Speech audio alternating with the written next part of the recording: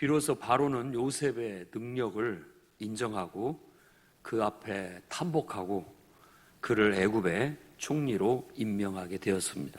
그래서 자기 집, 그러니까 왕궁과 온 애굽을 다스리는 권세를 그에게 부여합니다.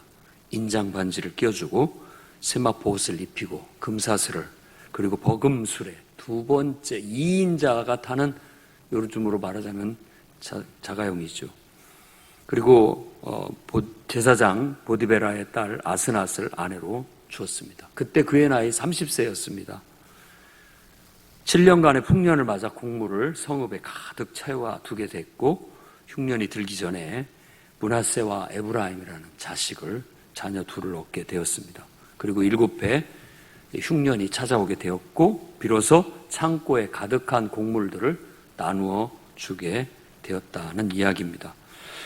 저는 이 본문을 통해서 다음과 같은 하나님의 말씀을 여러분에게 전하고자 합니다. 첫째는 하나님의 영에 감동된 사람이 우리 됩시다. 우리 풍요로운 교회도 각자의 인생 최고 가치를 창조하도록 훈련한다라고 했는데, 각자가 이 인간이라는 존재가 가장 온전한 인간, 그리고 최고의 능력을 발휘하는 인간, 그게 바로 하나님의 영에 감동된 사람이라고 말할 수 있습니다. 그러니까 인간이 하나님의 영이 없으면 그냥 짐승과 똑같고, 하나님의 영이 인간 안에 있게 되면 이 짐승을 초월해서 신적인 그런 능력을 발휘하는 존재가 된다라고 말할 수 있다는 겁니다. 그래서 저는 38절 말씀에 이처럼 하나님의 영에 감동된 사람을 우리가 어찌 찾을 수 있으리요? 라고 할 때 바로 여러분들을 떠올릴 수 있기를 바랍니다. 구원받은 하나님의 백성이란 하나님의 영에 감동된 사람이 된다는 겁니다. 그러니까 물과 성령으로 거듭나라고 했을 때도 바로 영으로 거듭난 사람을 말하고 있습니다. 바로는 하나님의 영이 그 속에 감동되어 있는 사람이라고 알아봤고, 그의 능력이 인간 보통 사람의 능력보다 더 초월적이고 더 지혜롭고 더 명철하다고 그렇게 말하고 있습니다. 39절에 너처럼 명철하고 지혜 있는 자가 없다, 그렇게 말하고 있기 때문입니다. 우리가 감동이라고 한다면 오늘 말씀 그대로입니다. 거룩한 하나님의 영에 사로잡혀 있는 상태. 그러니까 우리 인간이 그분의 영에 의해서 어떤 신적인 능력, 인간의 가장 최고의 능력을 발휘할 수 있는 상태라고 말할 수 있겠습니다.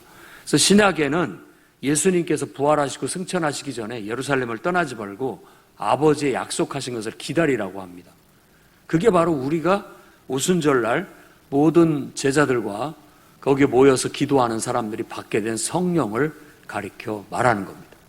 그것을 사도행전에서는 성령이 너에게 임하시면 너희가 권능을 받고 라고 그렇게 얘기하고 있고, 누가복음에서도 위로부터 능력이 입히울 때까지 기다리라고 그렇게 말하는 걸 봤을 때에도 하나님의 영의 임재는 우리 인간의 최고의 능력을 발휘할 수 있는 상태로 이끌어준다는 걸 알 수 있습니다. 그리고 사도 바울도 그와 같은 성령의 감화 감동을 경험했고 성령의 역사를 경험했기에 그는 성령의 은사들을 9가지로 정리해서 우리에게 말해주기도 합니다. 그래서 그 성령의 은사들은 지혜, 지식, 능력 행함, 각종 병고침이라든지 초자연적인 인간의 힘으로 할 수 없는 어떤 초월적인 능력까지도 나타내는 것으로 말해주고 있는 겁니다. 요셉의 능력은 바로 하나님의 영으로부터 말미암았다고 오늘 또 말하고 있습니다. 하나님의 영이 임한 부살렐은 지혜롭고 아주 명철하게 성막을 짓는 기가 막힌 기능공의 능력을 발휘하게 되었습니다. 장인으로서 아주 솜씨를 드러내게 됐죠. 또 기드온과 같은 용사들, 평범한 사람이었지만 그에게 하나님의 신이 임하니까 그가 놀라운 용사로서 하나님 앞에 쓰임받게 되는 걸 알 수 있습니다. 삼손 같은 사람도 여호와의 신이 그와 함께하니까 맨손으로 사자를 찢어 죽이는 그런 괴력, 그런 능력을 발휘할 수 있게 되었다라고 얘기하고, 사울, 최초의 왕인 사울 왕도 평범한 사람이었지만 기름 부음을 받고 하나님의 신에 감동하니까 예언도 하고 또 그 지혜와 능력, 용기를 발휘해서 왕으로서의 역할을 훌륭하게 수행해낼 수 있었다라고 그렇게 성경은 말합니다. 성경 곳곳에 하나님의 영에 충만한 사람들의 이야기로 가득 차 있습니다. 우리도 예수를 믿는다면 우리 자연적인 내 성격, 또 내 능력, 내 타고난 여러 가지 것들이 있을 수 있고 자라면서 또 습관들 모든 것들이 있겠지만 거기에 우리가 기름 부음이라고 해서 하나님의 성령의 임재가 있고 하나님이 내 안에서 나를 다스려 주신다면 우리는 그것들이 가장 탁월하게 하나님에 의해서 쓰여질 수 있고 또 거기에다가 하나님의 능력이 플러스 알파가 돼가지고 내 인격과 내 재능과 내 능력과 더불어서 발휘가 되게 된다면 가장 지혜롭고 총명하고 용기 있고 탁월하고 능력이 있는 그런 아름다운 모습들을 드러낼 수 있다고 믿습니다. 그러니 하나님이 베풀어 주시는 이 은혜를 여러분 꼭 누릴 수 있는 성도들이 되시기 바랍니다. 그러니까 하나님 난 나중에 믿고 천국 가기 전에나 믿어야 되겠다라는 사람은 모르고 하는 사람입니다. 정말 하나님을 믿고 그분을 통해서 내가 변화되고 내가 강화되고 그분을 통해서 하나님의 영광을 위해서 그분의 도구로 쓰여지는 그 기쁨과 그 능력과 그 은혜를 모르고 하는 소리인 거예요.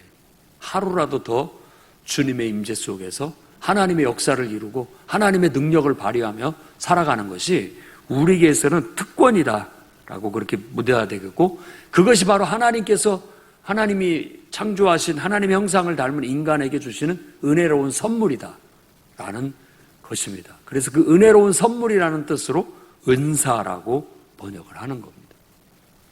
여러분에게도 하나님의 영에 감동되어 정말 하늘에 신령한 은사들이 많이 나타날 수 있기를 바랍니다. 때로는 용기로, 때로는 지혜와 명철로, 때로는 아름다움으로, 때로는 어떤 탁월한 초월적인 기적과 능력으로도 나타날 수 있기를 바랍니다. 바로 그 길로 하나님은 모든 인간을 부르고 계신 겁니다. 그러니까 나는 하나님 안 믿는다는 사람은 그 좋은 것을 포기하는 거나 마찬가지예요.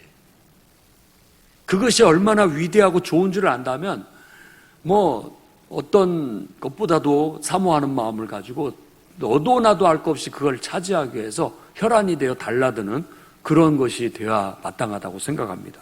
그러니까 예수 믿으라고 한다면 그냥 그것이 축복이고 더할 나위 없는 행운이라고 알고 얼른 그것을 자기 것으로 삼을 수 있는 그런 사람들이 되는 것이 마땅하다는 겁니다.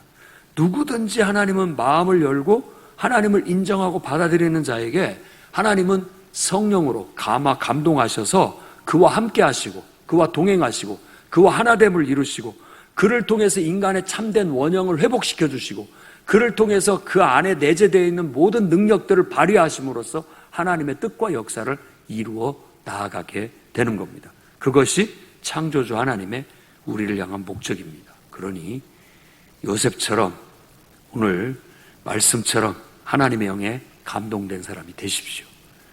그래서 저 사람은 뭔가 달라도 좀 달라 보인다. 뭔가가 있어. 진짜 하나님이 계시다면 하나님이 저 사람하고 함께하는 것 같아 라고 느낄 수 있는 그런 신앙의 인격을 갖추시기를 주의 이름으로 축원합니다.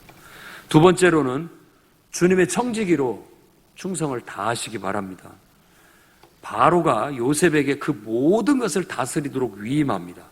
내가 너보다 높은 것은 내 왕자뿐이다 라고 하면서 자기 인장반지도 빼주고 또 2인자가 타는 수레 또 내어주고 전국을 순찰하게 하고 또 아주 훌륭한 집안의 교수와 함께 결혼도 시켜주고 그야말로 부족할 것이 없이 모든 것을 다 줍니다. 그리고 그 왕궁의 살림과 나라의 모든 살림까지도 그에게 모든 걸 다 일임해 주게 되는 겁니다.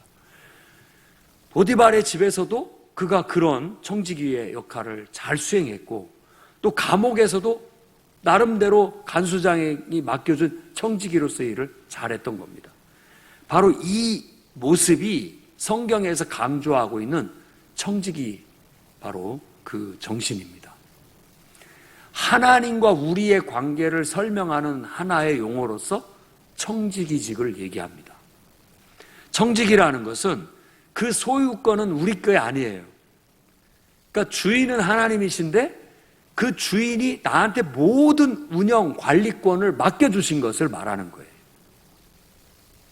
그러니까 이 바로가 지금 요셉에게 자기가 왕이지만 자기의 모든 운영, 관리권을 그에게 다 위임해 주는 거예요. 그만큼 신뢰하고 믿기 때문에 맡겨준 거죠. 그리고 요셉은 그 청지기로서의 정말 믿음에 전혀 손색 없이 너무나도 탁월하게 그 일을 잘 감당해서 왕이 자기에게 그 모든 일을 맡긴 그분 왕을 만족시킬 뿐만 아니라 그가 관리하는 모든 일들이 아주 잘 처리가 돼서 번창하고 형통할 수 있게 되었다는 걸 알 수 있습니다. 그렇다면 우리 인생도 하나님께서 우리에게 모든 것은 원래 하나님의 것입니다. 그런데 그 하나님께서 우리에게 이 땅에 우리에게 인생을 주시고 우리에게 소유된 모든 것들을 관리하고 돌보라고 맡겨주셨다는 사실을 우리는 고백해야 됩니다. 그게 바로 하나님을 인정하는 우리의 신앙 고백이라 할 수 있습니다. 그걸 청지기직이라고 할 수 있습니다. 그래서 이 청지기직은 내가 그 일을 하나님께서 맡겨줬기 때문에 그 일을 잘 감당함으로써 나중에 그 일을 오직 잘했다 못했다 평가하실 분은 그걸 맡겨주신 그분 주인밖에 없다라는 정신이기도 합니다. 우리 그리스도인들은, 예수 그리스도를 믿는 성도들은 청지기로서의 삶을 사는 사람들입니다. 요셉의 이 충성된 모습을 보고 우리 인생도 요셉처럼 살면 되겠구나 라고 깨닫고 결단하고 요셉처럼 충성된 청지기로서의 삶을 사시기 바랍니다. 요셉에게 왕이 다 맡겨줘서 그가 교만하고 그걸 갖고 자기 멋대로 쓰는 것이 아니라 그야말로 그걸 맡겨줬던, 자기를 믿고 맡겨준 왕이 신임할 수 있고 또 기뻐할 수 있게 왕의 마음에 쏙 들게 모든 일을 처리하듯이 우리 인생도 하나님 앞에 우리에게 생명을 주시고 우리에게 모든 걸 맡겨주신 그분이 기뻐하고 흡족해하고 또 그분 마음에 흡족할 수 있도록 우리가 삶을 잘 관리하고 살아가야 되겠다는 겁니다. 어떤 캐나다 토론토의 유명한 그 심리학 교수가 쓴 책이 요즘 베스트셀러라고 해서도 사서 봤습니다. 12가지 룰이라고 해가지고 그걸 가르치고 있는데 그 두 번째가 뭐냐면 자기 자신을 잘 관리하라는 그런 룰이었어요.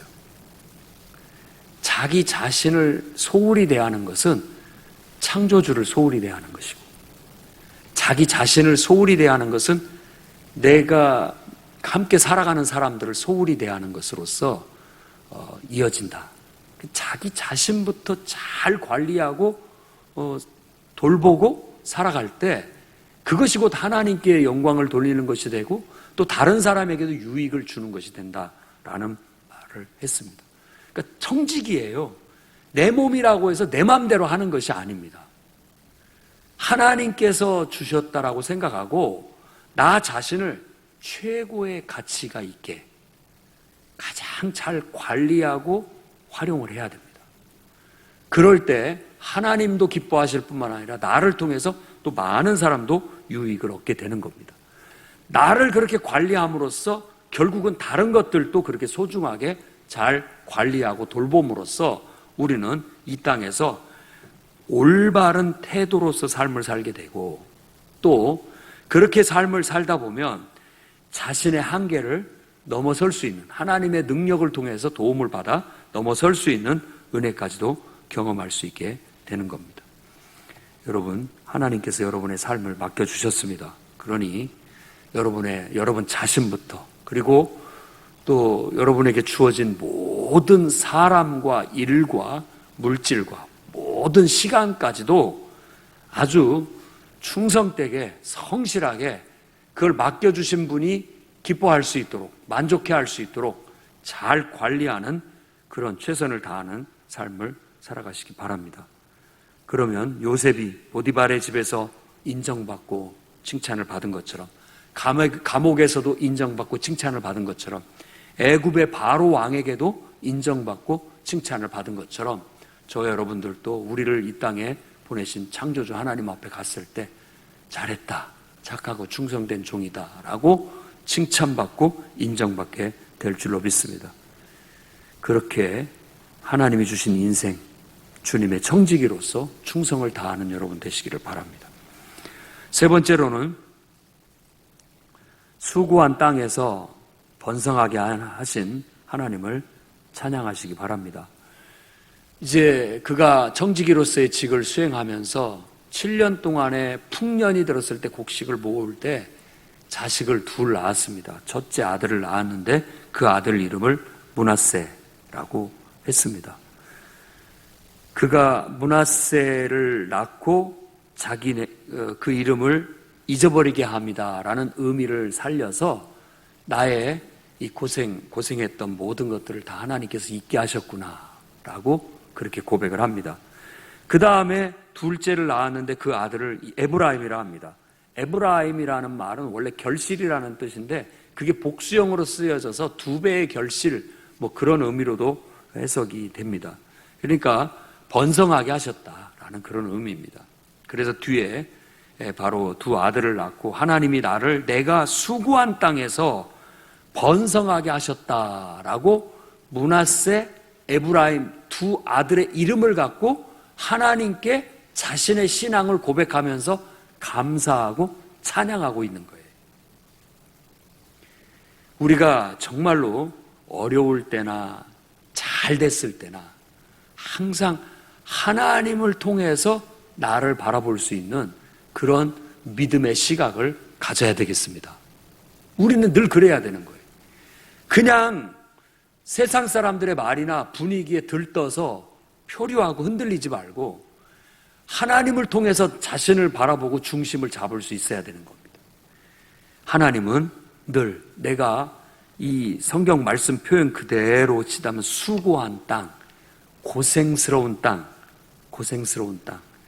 누구나 인간은 삶의 무게를 온몸으로 다 받고 살아가고 있기 때문에 아무리 우리가 봤을 때 잘 사는 사람이 고생이 없는 사람 같이 보여도 다 수고하고 고생하는 인생을 삽니다. 다 나름대로 힘든 삶을 살아요. 그런 삶 속에서 하나님께서 나를 지켜주시고 돌봐주셨구나 하는 감사와 찬양의 고백이 있어야 되는 거예요. 만일 우리가 늘 원망이나 하고 불평만을 쏟아낸다면 우리는 하나님 앞에 죄를 짓는 것일 수 있다는 겁니다. 불만의 눈으로 세상을 보면 불평한 일은 얼마든지 많습니다. 그러나 반대로 하나님 앞에 감사하는 마음으로 세상을 바라보면 모든 것들이 다 감사할 일이라는 겁니다. 수도꼭지를 틀면 맑은 물이 나오는 거 얼마나 감사해. 그냥 가스레인지가 있어서 언제든지 불 안 떼고도 밥을 먹을 수 있고 전기 제품들이 얼마나 좋은 것들이 많습니까? 한 가지 한 가지 생각해 보면 다 감사할 일이지 감사하지 못할 것이 하나도 없다는 거예요. 그러니까 인생을 자꾸만 원망스럽고 불평스럽고 못하는 것, 부정적인 것, 약점들만 자꾸 바라보고 살면 재미가 없어서 살 수가 없습니다. 그러나 오히려 주신 것에 감사하고 있는 것에 감사하고 내가 잘하는 것에 감사하고 할 수 있는 것에 감사하고 주어진 모든 것에 다 감사하고자 한다면 우리의 삶에는 늘 감사와 찬양이 울려 퍼지리라 믿습니다. 어떤 아버지와 아들의 이야기가 있습니다. 두 아버지와 아들이 말을 타고 서로 산속에서 서로를 찾아 헤매고 있었습니다. 그리고 가까스로 만나가지고 둘이 기쁨의 재회를 하게 되면서 이렇게 같이 가는데 아들이 먼저 그렇게 말을 합니다. 아버지 참 하나님 은혜가 너무 감사해요. 왜 그러느냐 그랬더니 제가 아버지 찾고 막 허둥지둥 찾을 때 말을 타고 가다가 두 번이나 말에서 떨어졌어요. 그런데도 다치지 않았어요. 그래서 감사해요. 라고 그렇게 얘기를 하더라는 겁니다. 그러자 아버지도 그러냐? 나도 참 감사한 것이 있다. 나는 너를 찾아 헤매면서 말에서 한 번도 안 떨어졌다. 그러니 감사하다. 알고 보면 감사를 하려고 하면 얼마든지 할 수 있다라는 얘기입니다. 그게 신앙인이에요. 그리스도인의 표지. 우리 입에 불평과 원망, 짜증보다는 기쁨과 감사, 기도가 나오는 것. 그게 우리의 표지라고 할 수 있습니다. 요셉이 고생했을 때뿐만 아니라 또 이렇게 잘 됐을 때에도 하나님 앞에 감사와 찬양을 하고 있다는 점을 우리는 높이 사야 되겠다라는 거예요. 그의 아들의 이름을 붙이는 것 자체가 바로 그 하나님에 대한 믿음의 고백이요, 감사의 표현이요, 하나님을 찬양하고 있는 그런 모습이라는 겁니다. 그래서 오늘 예배하는 여러분들에게도 정말 하루를 돌아보며 감사할 거리를 찾으시고 그 일로 인하여 하나님을 찬양함으로써 신앙인으로서 마땅히 하나님 앞에 올려드려야 할 감사와 찬양을 올려드리는 요셉과 같은 정말 하나님의 신에 감동된 그리고 아주 성경에서 대표적으로 충성된 청지기의 그런 모습과 같은 그런 성도들이 되시기를 주의 이름으로 축원합니다. 기도하겠습니다. 자비의 하나님,